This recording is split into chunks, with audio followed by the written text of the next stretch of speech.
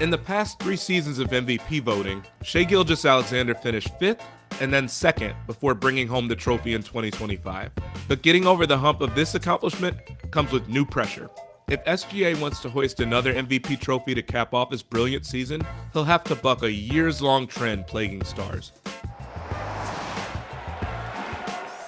This episode of Milestones is presented by Tissot Watches.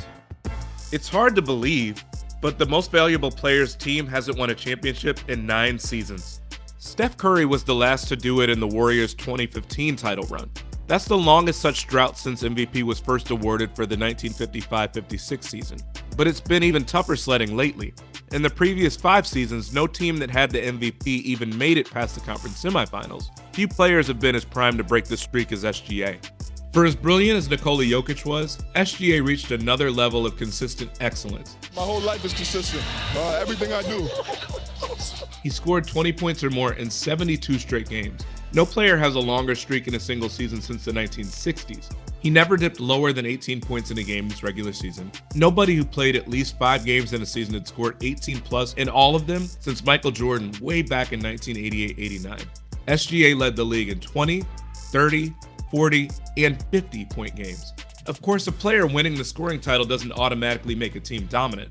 SGA joined elite company by leading the league in scoring on a team that won 80+% of its games. Only one of the 7 instances of this in league history didn't earn that player MVP. That was Michael Jordan in 1996-97, and you can certainly argue that came down to voter fatigue. One reason the MVP hasn't brought home the Larry O'Brien in a while is simple. If they're drastically better than their teammates, that's gonna get exposed in the playoffs. But the counter to that brings us an even longer dry spell for MVPs. No player has won both regular season MVP and finals MVP in the same season since LeBron James did it back in 2012 and 2013. We already mentioned Steph winning a ring in 2015. That's the year Andre Iguodala took home finals MVP. Playing on a balanced and deep team, like SGA does, makes it all the more likely that a complimentary player will step up and snag the Bill Russell trophy. That was evident in the Thunder's 51-point blowout of the Grizzlies in Game 1 of the first round. Not only did SGA struggle his way to just 15 points, he wasn't even on the court for the 20-0 scoring run the Thunder went on in the second quarter. This is what the Thunder have done all year long. They set an NBA record with 54 double-digit wins. The roster is brimming with talent and youth, and those young legs absolutely get after it on the defensive end. The Thunder led the league in pretty much every defensive stat this year on their way to 68 wins. Of the 6 teams to win at least that many games before the Thunder did, only the 73-win Warriors in 2016 and the Celtics in 1973 didn't win the NBA Finals. If the Thunder can get it done this year, and SGA plays to his usual standard, he could join a list of 10 Hall of Famers to bring home the double MVP. With apologies to Bill Russell, who would have done this several times if Finals MVP existed before 1969, and to any champs who may have been snubbed for these honors, let's take a trip down memory lane to give these legends their flowers. Starting with the most recent example, don't let how gracefully he's aged distract you from how different LeBron was in his Heat days. Impossibly fast for his imposing size, LeBron led Miami in points, rebounds, and assists in the 2012 and 2013 playoffs. That first year brought us his death stare when demolishing the Celtics in a must-win Game 6. The moment he seemed to fully lock in on his championship destiny. Right from the opening tip. James for 3, does it again. 39 points in 34 minutes. What a performance for LeBron James. Tim Duncan's 5th championship came at the expense of LeBron winning his 3rd straight. 11 years before that, in 2003, it was Duncan who doubled up on MVP. Tim, who somehow never won a Defensive Player of the Year award, was a two-way wrecking ball in 03. He led the Spurs in points, rebounds, assists, and blocks in a dominant playoff run. In the finals clincher, he approached a quadruple-double with 21 points, 20 boards, 10 assists, and 8 blocks. In 2000, it was another legendary big imposing his will.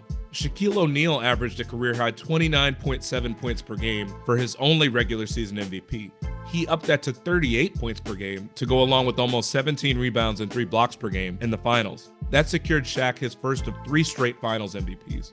You're probably noticing a trend here, yet another paint force in Hakeem Olajuwon. In the first of back-to-back championship runs with the Houston Rockets in 94 and 95, the Dream became the only player to win MVP, Defensive Player of the Year, and Finals MVP in the same season.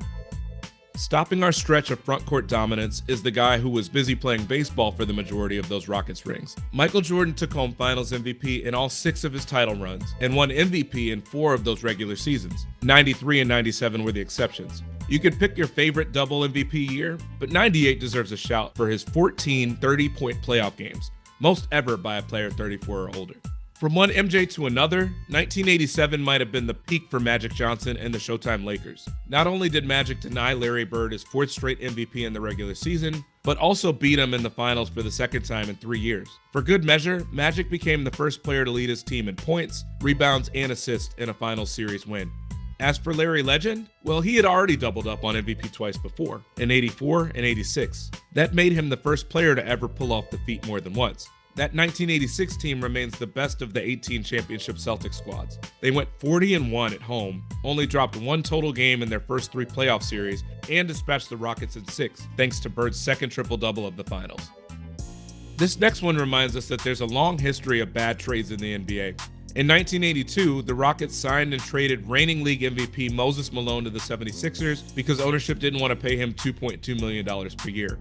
Malone immediately rewarded the Sixers with an MVP season and declared they would go faux to sweep their way to a championship. He was close.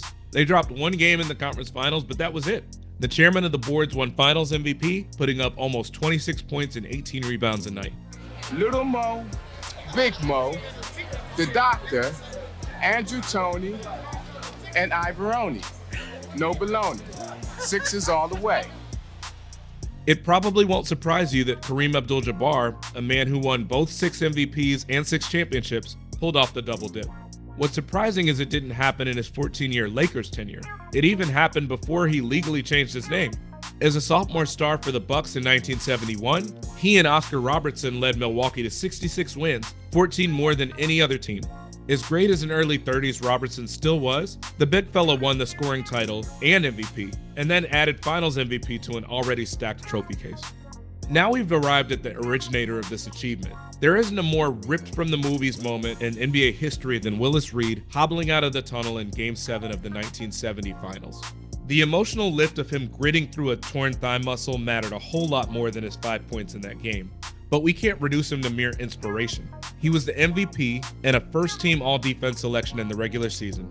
In his Finals MVP run, he put up 37 and 38 points respectively in Games 1 and 3, both of which were victories. He even won MVP of the All-Star game that season, the only player apart from MJ twice and Shaq once to be the most MVP you can possibly be. So now who gets to take the trophy home? He got one of those rings, so I'm taking this. All of this brings us back to now.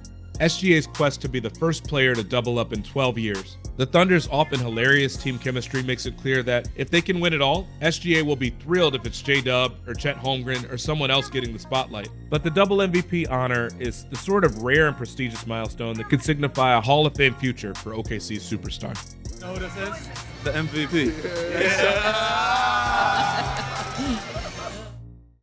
This episode of Milestones is presented by Tissot Watches, the official timekeeper of the NBA.